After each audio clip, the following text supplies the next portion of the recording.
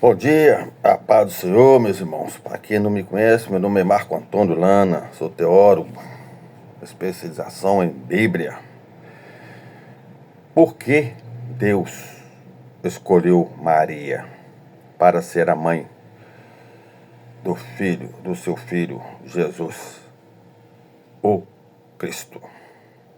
Havia uma pequena aldeia, um olheiro, que fabricava muitos vasos de barro. Alguns eram belos, ornamentados com pedras, outros eram simples, usados apenas para guardar água. Um dia o rei daquela terra enviou uma mensagem. Precisava de um vaso para receber um tesouro real. Todos os vasos se enfeitaram, querendo ser escolhidos.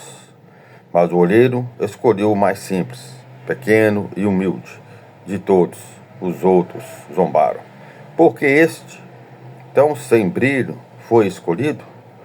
O oleiro respondeu: porque ele está limpo, vazio e disposto a ser usado. Não se trata da beleza do vaso, mas do tesouro que ele vai carregar. Assim também foi com Maria.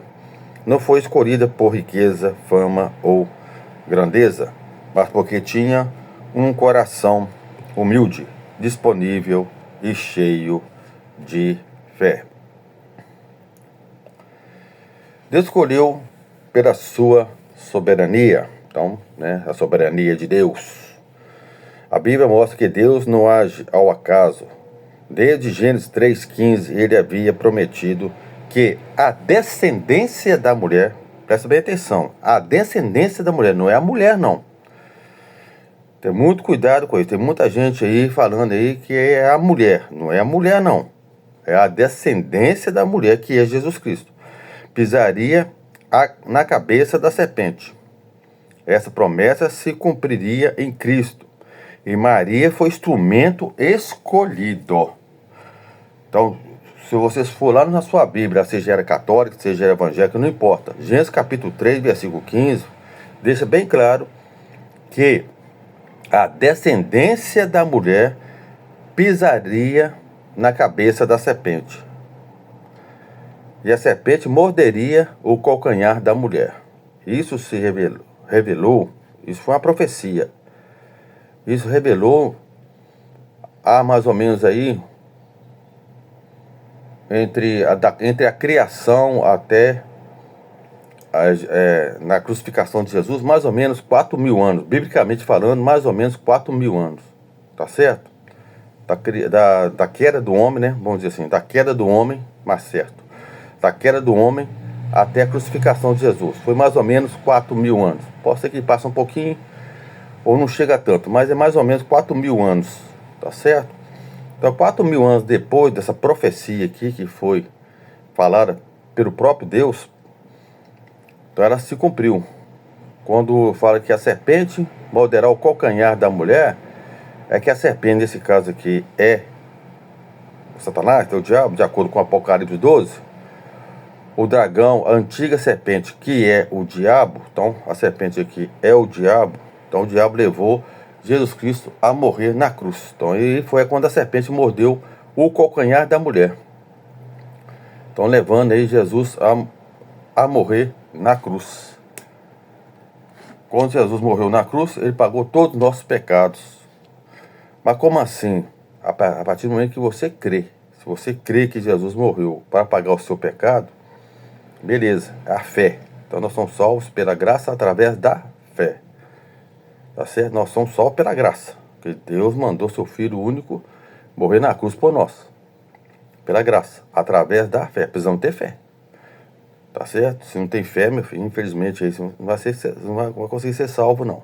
Então aí foi a serpente que mordeu o calcanhar da mulher.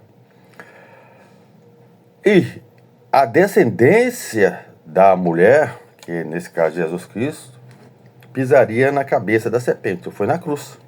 Então foi na cruz que Jesus, que é o filho da descendência, que é o descendente da mulher, em Gênesis capítulo 3, versículo 15, ele, Jesus Cristo, que pisa na cabeça da serpente, ali vencendo ali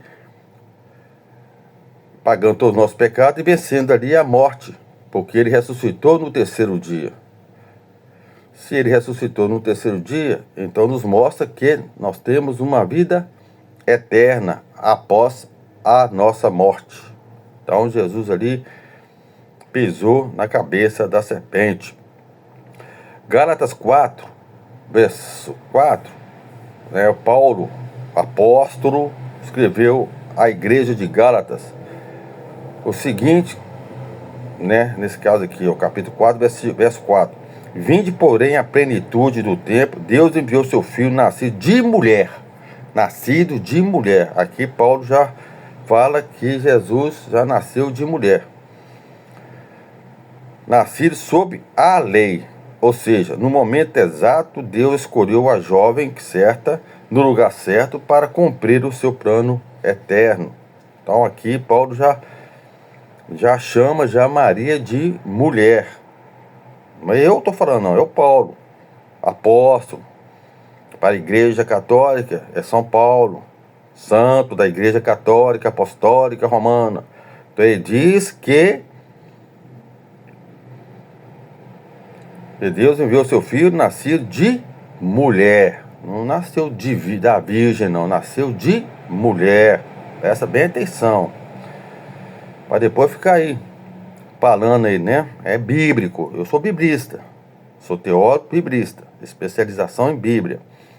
Maria era da linhagem prometida. Então, para acontecer isso, então Jesus tinha que ser vindo da linhagem prometida. Então Maria era descendente aí, tá certo? Então Jesus precisava nascer da descendência de Davi, como as profecias afirmavam em Isaías capítulo 11, versículo 1. Vocês podem ir lá, Isaías capítulo 11, versículo 1. Vocês podem ir em Jeremias capítulo 23, versículo 5. E Lucas capítulo 1, versículo 32.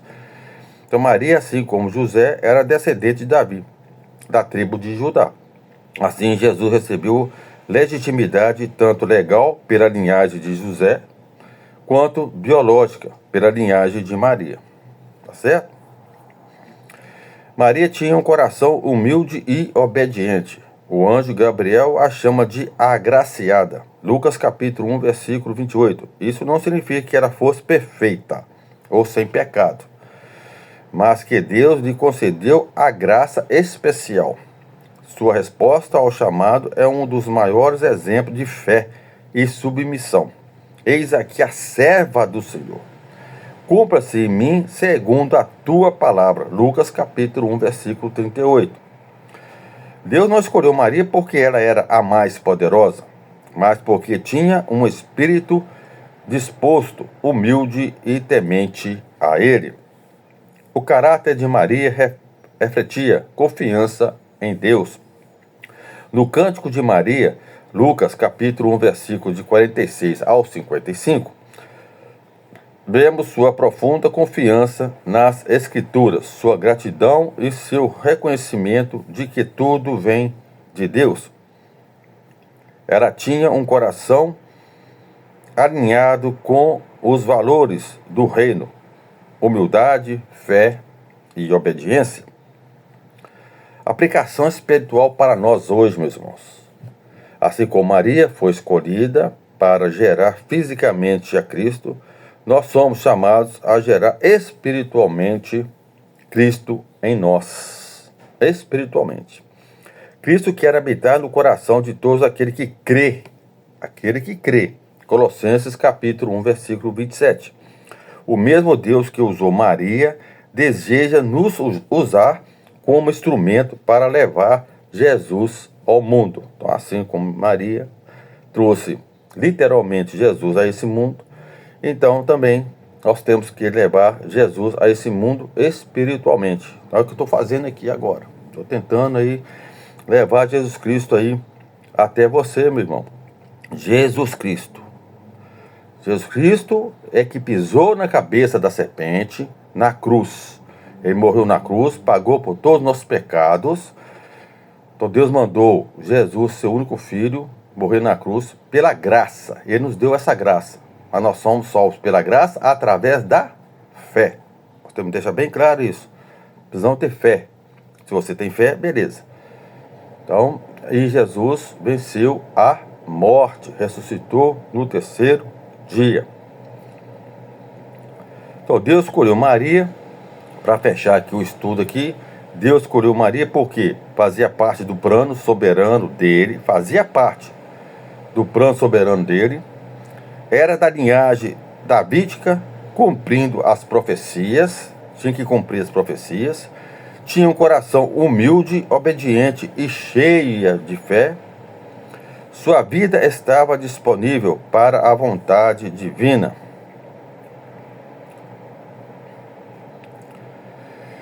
Então, para encerrar agora, vamos fazer um devocional aqui.